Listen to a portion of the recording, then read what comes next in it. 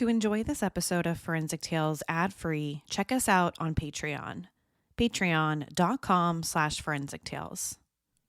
Forensic Tales discusses topics that some listeners may find disturbing. The contents of this episode may not be suitable for everyone. Listener discretion is advised. In 2016, 27-year-old Mirna met up with a group of friends to grab some coffee. But less than 30 minutes later, she ended up dead after just a few sips of her drink.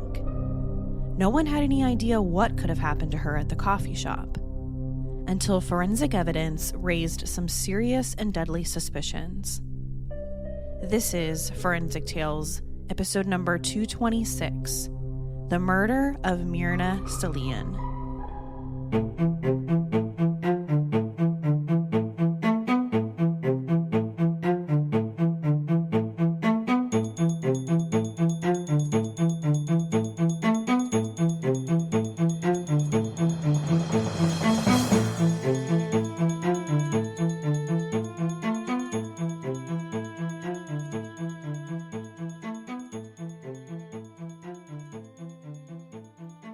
Welcome to Forensic Tales. I'm your host, Courtney Fretwell Areola.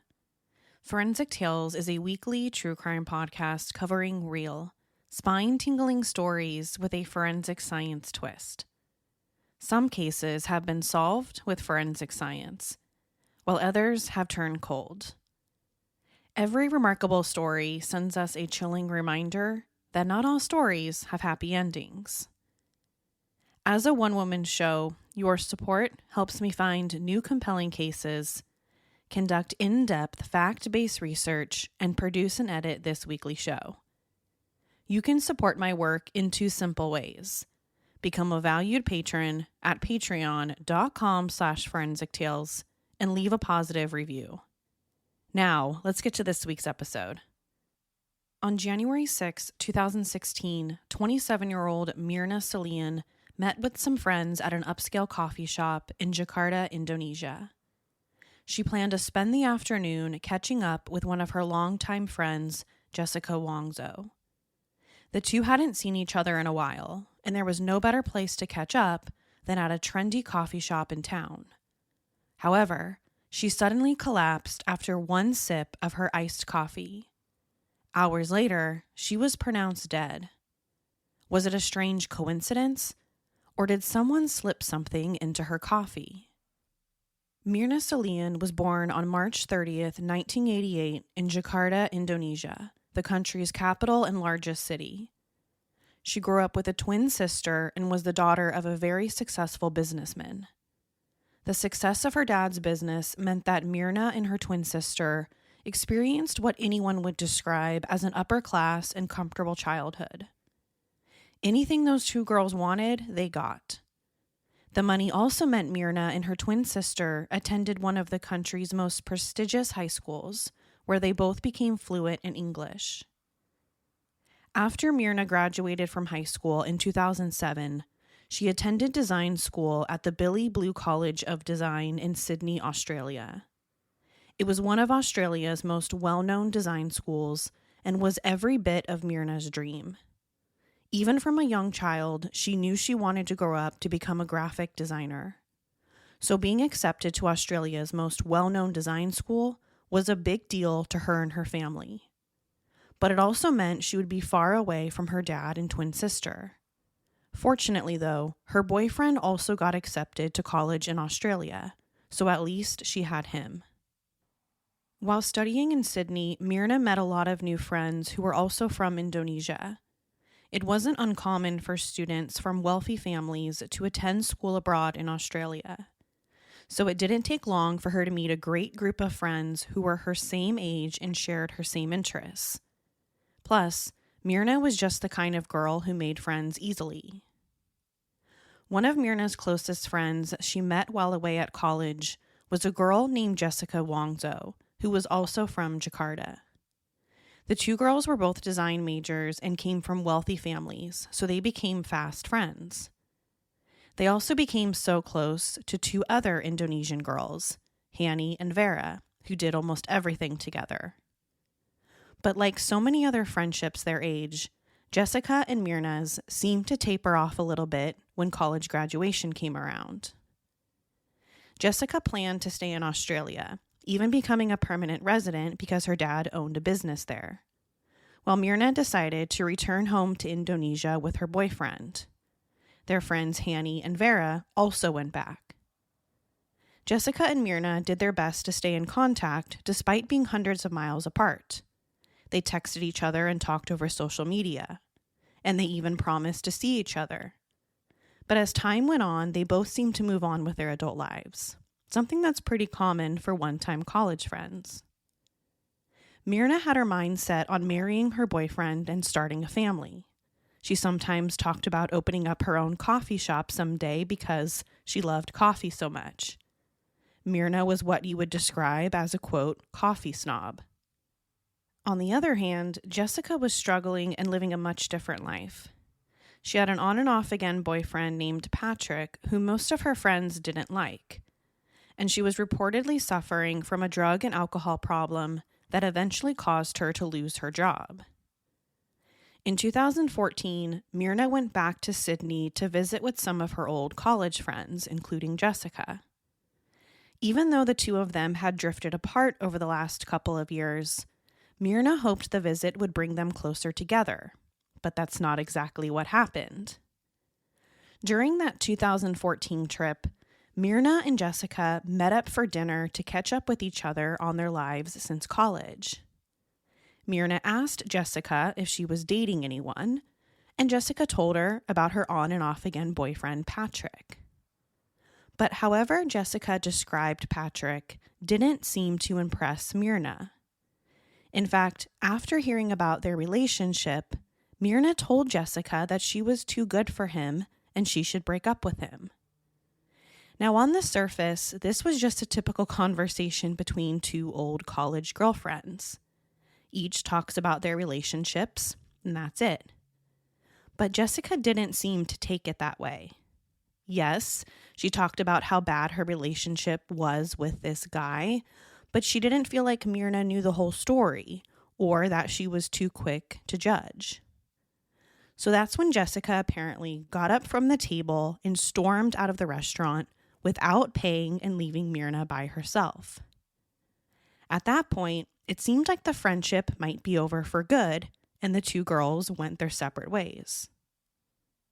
After that 2014 trip, Mirna returned back to Indonesia, where she had her dream wedding in Bali.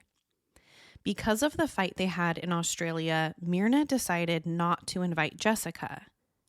But that didn't mean Jessica didn't know about the wedding. All thanks to social media, Jessica saw almost every picture posted from Mirna's wedding, and she knew right away that she was intentionally not invited. It must have felt like a gut punch seeing someone you once called your best friend so happy and you not being a part of it. And not only was she not a part of it, but she continued to struggle, even more so right after college. While Mirna was getting married, the police were called to Jessica's apartment at least 3 separate times because of suicide threats. In 2015, Jessica allegedly told her boyfriend that she was going to kill herself with a knife. And then a few months later, the cops were called again because Patrick feared Jessica had overdosed. In one particular incident, she apparently got so drunk that she crashed her car, breaking one of her ribs. In another incident, she lost her job at New South Wales Ambulance for not being able to perform the basic duties of her job because of the alcohol abuse. By 2016, Jessica decided it might be time to return back home to Indonesia. It had been a rough few years in Australia after college, and maybe being home would help her finally get on the right path.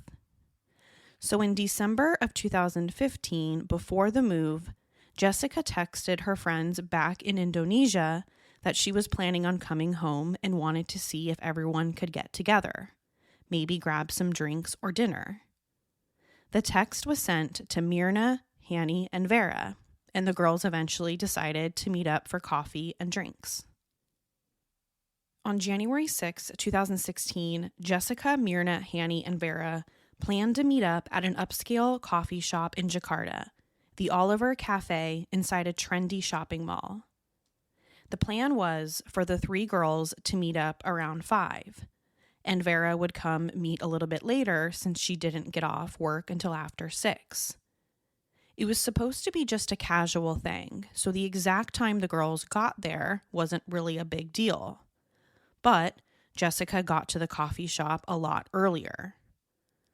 Based on the CCTV footage from inside the cafe, Jessica got there at 3:30 p.m., a full 90 minutes before Mirna and Hanny were supposed to get there. Cameras captured her checking into the hostess station while she texted the other two girls to see what drinks they wanted so she could have them pre-ordered. Jessica offered to pay for her friends' drinks as a way to reconnect with them. Mirna ordered her usual Vietnamese iced coffee, a drink consisting of sweetened condensed milk and a dark roast that slowly goes through a drip filter. Jessica is captured on camera a few minutes later, leaving the coffee shop and returning 40 minutes later.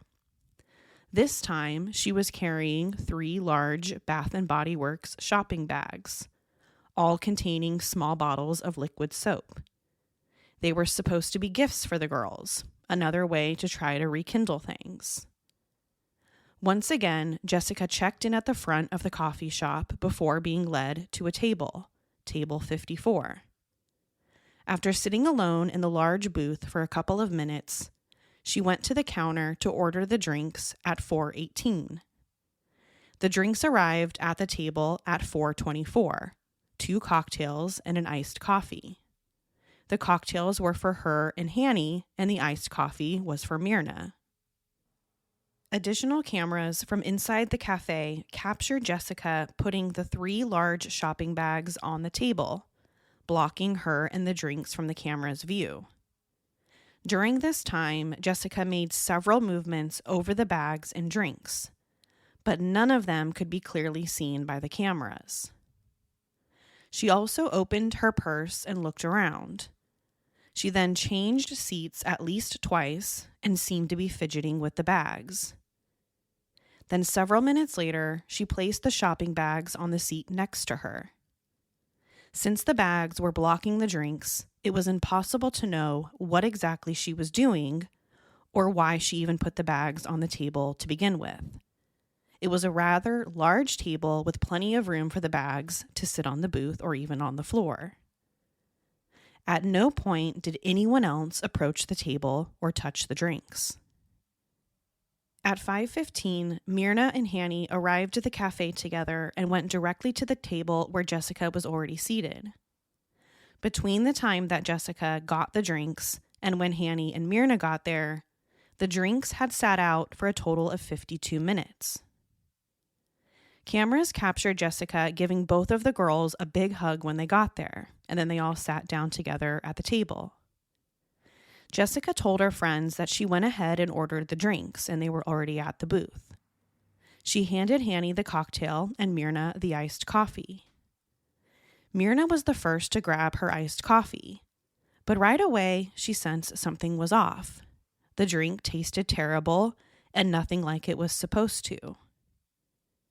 Mirna passed the drink to her friend Hanny, who also took a sip and said that it just didn't taste right.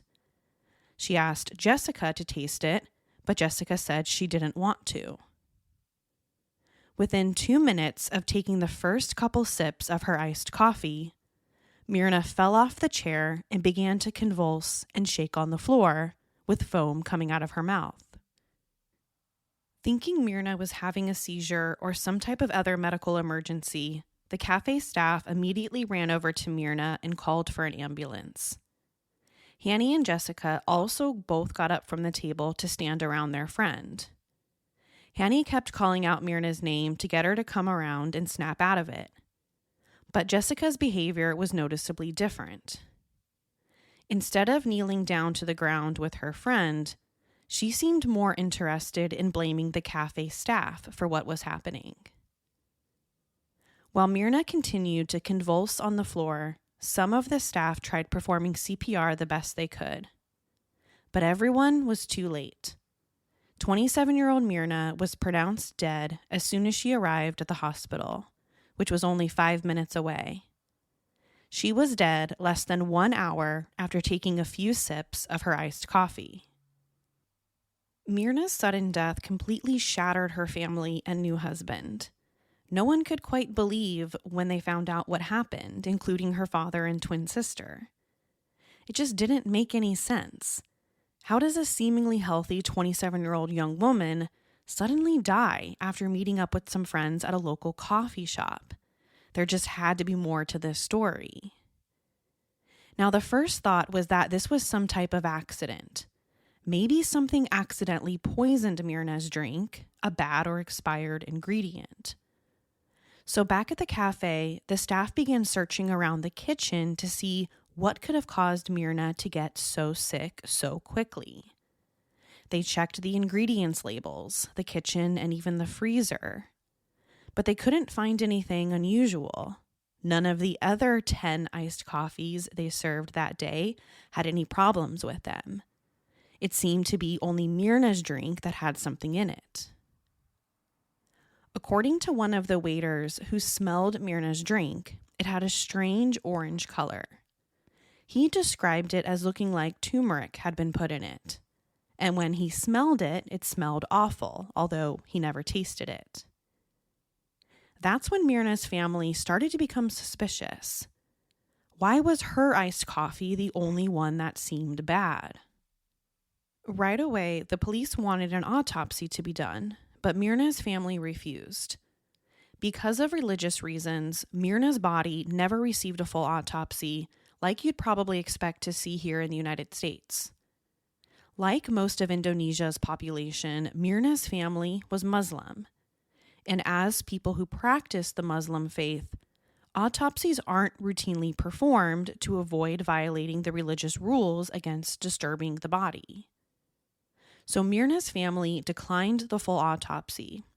So only a very small part of her body was actually examined by the medical examiner, not the entire thing. The agreement was they could only take samples of her blood, tissue, and stomach contents, but they weren't allowed to cut her open.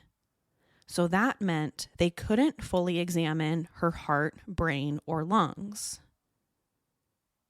When the police collected blood samples from Mirna about 70 minutes after she was pronounced dead, they didn't find anything. No type of poison was found in her bile, liver, or urine. But with the family's permission, the medical examiner did find bleeding and irritation in her stomach and intestines, suggesting the presence of a poison.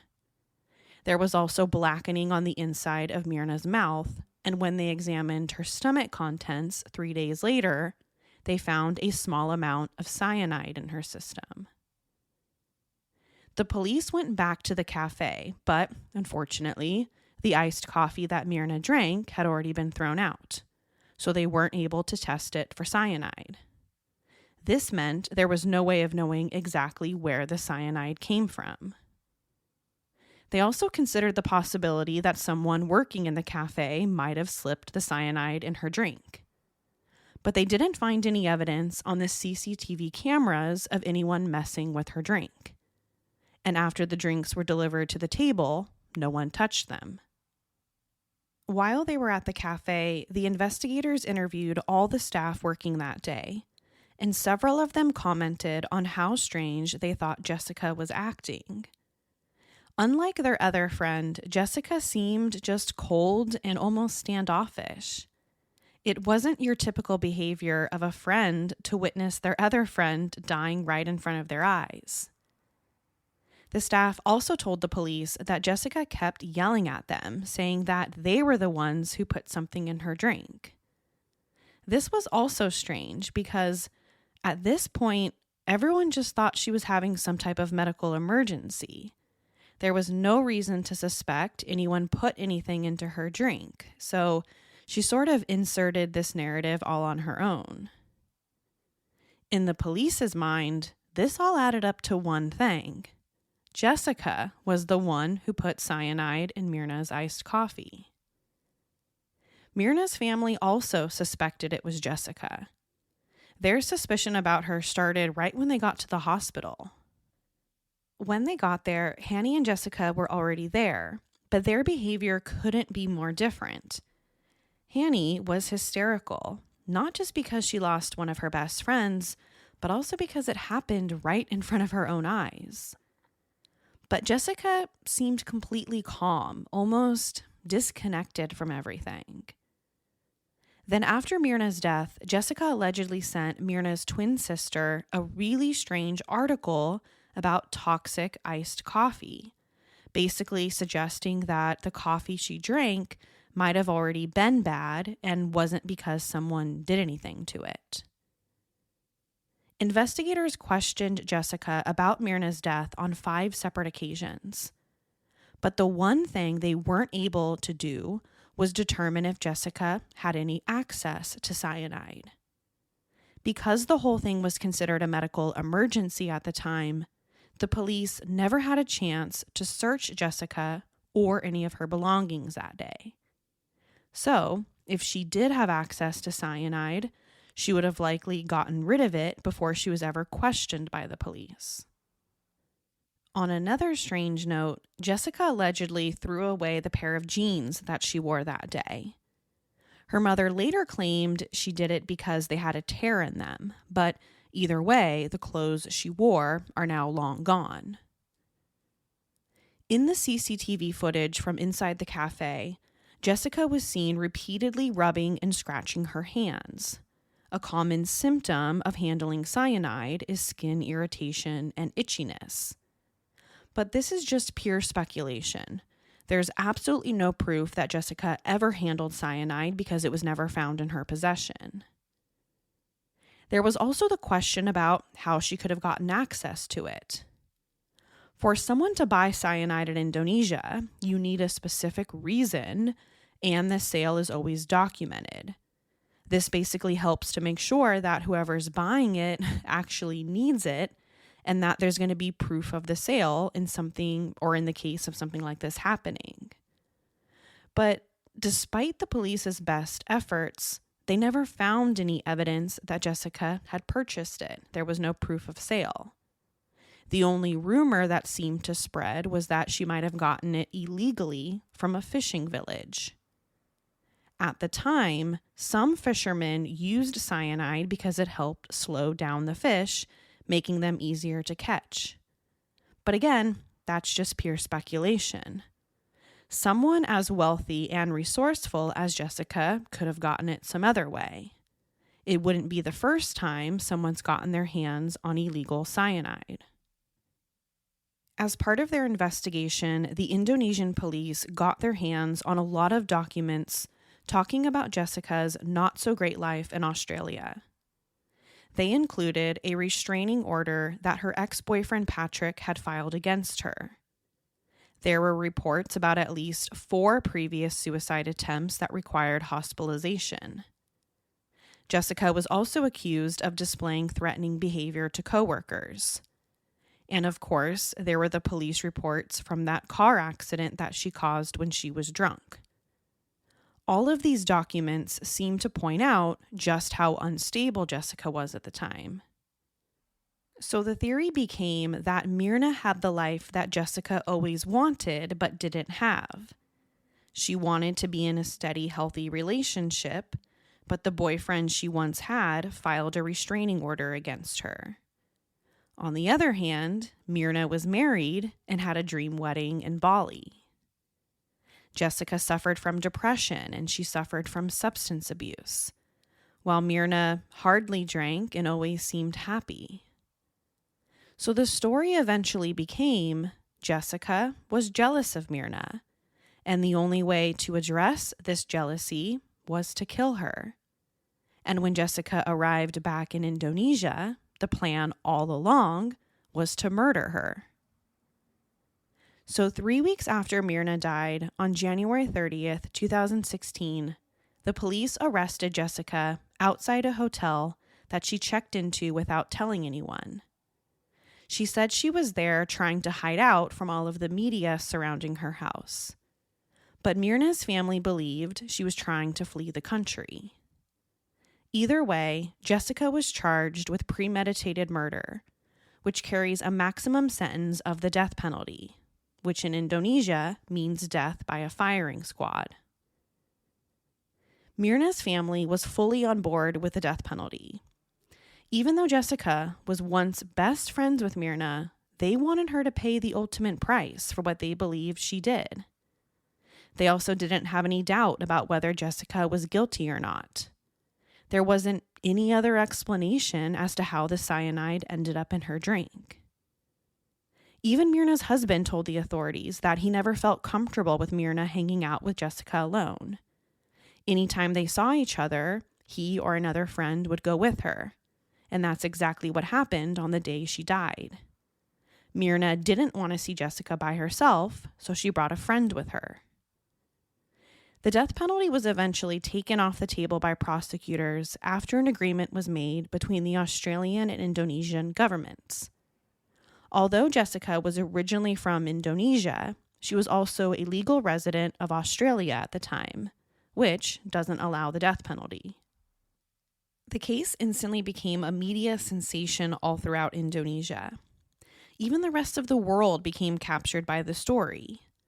A girl poisons her former best friend with cyanide through a cup of iced coffee. It was a script meant for a Hollywood horror film, and it was called Indonesia's Trial of the Century, similar to what the O.J. Simpson case was. People also became morbidly fascinated with it. Hundreds of people began showing up at the cafe, wanting to sit in the same exact booth. They even ordered her drink, a large iced coffee. On certain days, the cafe sold out of it because they received so many orders. And very quickly, Jessica became labeled as the coffee killer. 5 months after Jessica's arrest, her murder trial began on June 15th, 2016. The entire 135-day trial was broadcast live and immediately became a national media spectacle.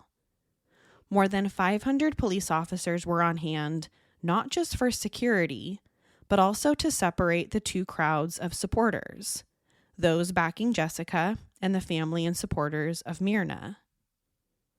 Indonesians became obsessed with the story, a story about two affluent young women having bad blood in a country sometimes known for police corruption. Jessica herself even became a public figure after she was often photographed smiling for the media, earning both judgment and supporters. Unlike criminal trials in the U.S., Jessica's case wouldn't be decided by a jury of her peers. Instead, it was heard in front of a panel of judges, a practice that is common in countries that use civil law. The prosecution and defense went head-to-head. Both had their fair share of circumstantial and forensic evidence on their sides. A total of 46 witnesses testified at trial, including Mirna's father, husband, twin sister, and many of the employees who worked at the cafe. Jessica also had her fair share of witnesses who testified on behalf of her defense. The prosecution relied heavily on everything we've already talked about, mostly circumstantial evidence, including the CCTV footage and the interviews with the cafe workers. There was also the evidence of Jessica's past mental health issues, substance abuse, and the turbulent relationship with Mirna over the years. The prosecution also presented evidence that Jessica had been diagnosed with narcissistic personality disorder. But they also had strange arguments, like how the shape of Jessica's face and the color of her eyes meant that she was guilty. According to one of the prosecution's experts, Jessica had to be guilty because of the shape of her nose and the lack of sparkle in her eyes. This same psychologist also testified that Jessica's dark brown eyes meant that she had evil in her. Of course, Jessica's defense team tried challenging this testimony, saying that it was baseless and didn't have any proof of her actual guilt. It's actually kind of surprising that this type of testimony was even allowed in court at all, but it was. When it came to the forensic evidence, the prosecution had a lot of holes they needed to try to explain. Like, why wasn't cyanide found in Mirna's blood samples taken 70 minutes after she died?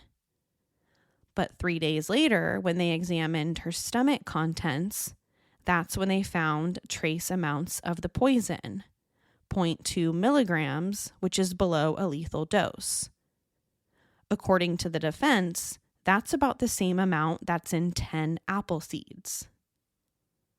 According to the prosecution's expert toxicologist, the coffee cup had about 7,400 milligrams of cyanide in it, and he estimated Mirna had consumed anywhere from 12.8 milligrams to 27.2 milligrams.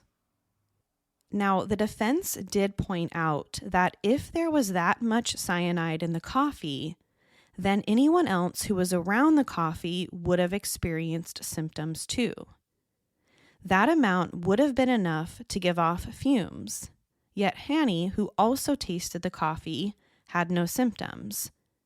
And the waiter, who smelled the coffee later on and said that it looked orange, didn't experience any adverse symptoms either. Another hole the prosecution tried to fill was exactly how Jessica got the cyanide and how she was able to slip it into the drink without anyone knowing. Remember, the prosecution could only theorize about what had happened.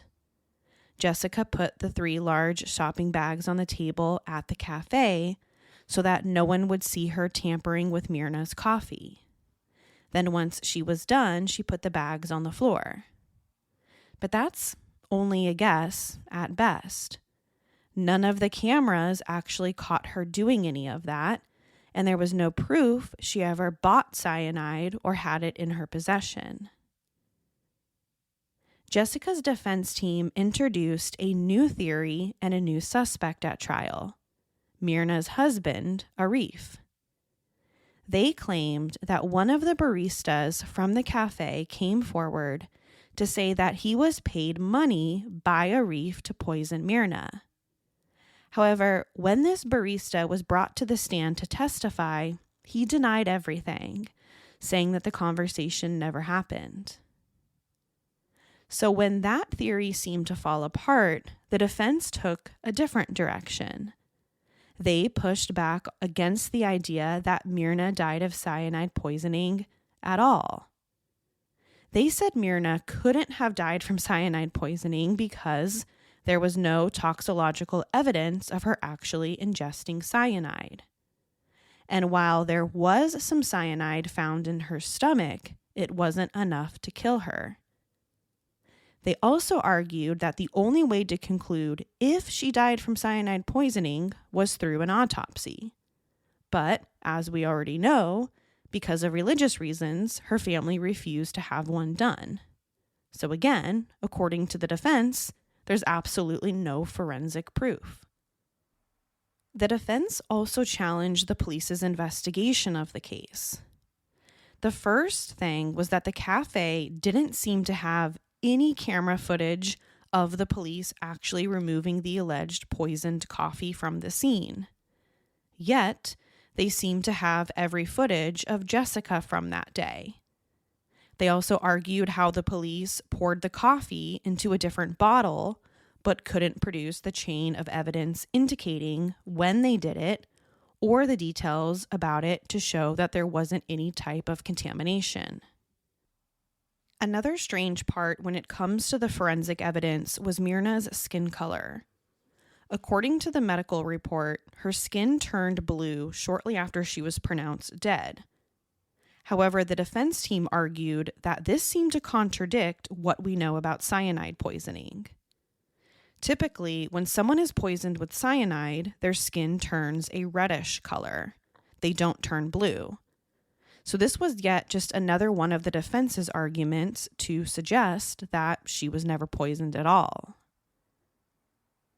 Jessica decided to testify in her own defense, something that is pretty typical in Indonesia. But when asked specific questions about the details from that day, she didn't seem to remember much. Most of the questions the judge asked, she responded with, "I don't know," or "I don't remember." When they asked her about why she put the shopping bags on top of the table, covering the drinks instead of on the floor, she said she didn't remember. She was asked why she didn't drink the drink when Mirna said that it tasted funny. And again, Jessica said she didn't remember why. Sometimes during Jessica's testimony, she seemed upset and was visibly crying. But other times, she was more cool, calm, and collected. So it was really hard to get a good read on how she was actually feeling at the time. After 5 months of testimony, the panel of judges took the case and delivered their verdict. Then on October 27th, 2016, they returned back with their decision. After reading the 377-page verdict, the judges found Jessica guilty of premeditated murder. Even though they noted several holes in the prosecution's case, they still felt like the case was compelling enough against Jessica to warrant a guilty verdict. They accepted the prosecution's motive that Jessica was jealous of Mirna, and that's why she decided to kill her. She was also angry about Mirna telling her to break up with her boyfriend. They also said that they thought everything was entirely premeditated. Jessica returned to Indonesia simply to commit this crime. She planned everything from top to bottom, from getting to the cafe 90 minutes before her friends to placing the 3 large shopping bags on top of the table so that no one could see her slip the cyanide in Mirna's iced coffee. The judges also believed that Jessica had plenty of time to change her mind. The drinks sat at the table for more than 45 minutes before Mirna showed up, which gave her ample time to back out. But she didn't. She stuck to her original plan. In the end, Jessica was sentenced to 20 years in jail and was lucky enough to escape the death penalty. Not long after she was sentenced, Jessica gave a statement saying that the trial was unfair and one-sided. She continued to maintain her innocence and said she would never poison or kill someone she once considered her best friend. Her family also continues to stand by her side, believing she is innocent. Since then, Jessica has repeatedly tried to appeal her conviction but has been denied every time. Currently, she's serving her 20-year sentence in an Indonesian prison for women. She may be eligible for parole at some point before the end of her sentence, but not many prisoners are ever granted parole in Indonesia. In order for her to be released, the victim's family and the community both have to agree, which seems highly unlikely to happen in this situation. Jessica and Mirna's entire story has been well documented in the popular Netflix documentary Ice Cold: Murder, Coffee, and Jessica Wongso. The documentary dives deep into the case and interviews many people directly involved, including Mirna's outspoken father and twin sister.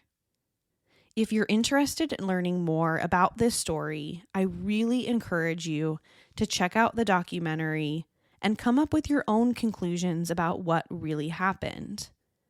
You might even change your mind after listening to this episode and then watching the documentary. So if it's available on Netflix where you live, watch it for yourself, and you can decide if you think Jessica really is the coffee killer. To share your thoughts on the story, be sure to follow the show on Instagram and Facebook.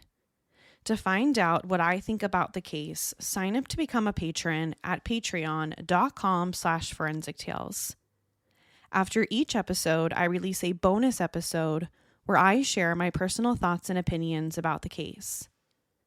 Don't forget to subscribe to Forensic Tales so you don't miss an episode. We release a new episode every Monday. If you love the show, consider leaving us a positive review or tell friends and family about us. You can also help support this show through Patreon. Thank you so much for joining me this week. Please join me next week. We'll have a brand new case and a brand new story to talk about. Until then, remember, not all stories have happy endings. Forensic Tales is a Rockefeller audio production. The show is written and produced by me, Courtney Fretwell Areola. For a small monthly contribution, you can help create new compelling cases for the show, help fund research, and assist with production and editing costs. For supporting the show, you'll become one of the first to listen to new ad-free episodes and snag exclusive show merchandise not available anywhere else. To learn about how you can support the show, head over to our Patreon page, patreon.com/forensictales, or simply click the support link in the show notes. You can also support the show by leaving a positive review or telling friends and family about us. Forensic Tales is a podcast made possible by our Patreon producers, Tony A., Christine B., Sherry A., Michael D., Nicola, Jerry M., Brian W., Megan G., Ureli, Jerry, Ann F., Ken S., Carol A., and Angela L. If you'd like to become a producer of this show, head over to our Patreon page, or send me an email at Courtney@forensictales.com to find out how you can become involved. For a complete list of sources used in this episode, please visit forensictales.com. Thank you for listening. I'll see you next week. Until then, remember, not all stories have happy endings.